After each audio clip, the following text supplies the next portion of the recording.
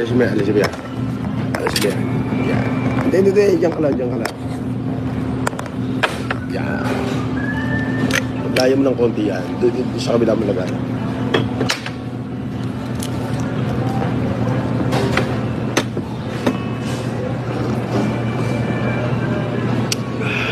Sarap.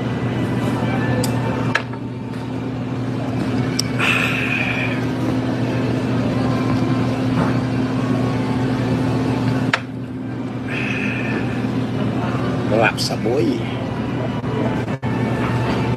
Sabi ni Rafferty, shout out.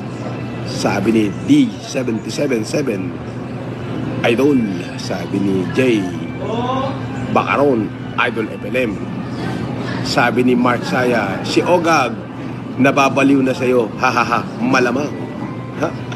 Sabi ni FLM, si Ogag nababaliw na sa'yo, ha, malamang.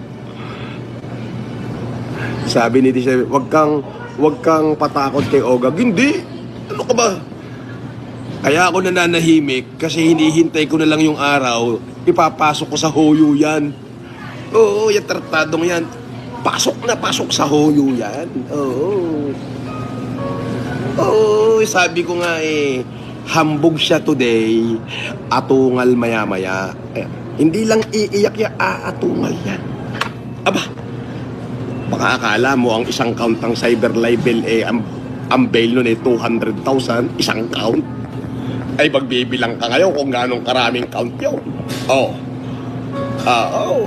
Ganon yun. Ibig sabihin, ang cyber libel, isasampa mo kapag private ka, doon sa tinatawag na residence ka, hindi doon sa kung saan ka lang nakatira.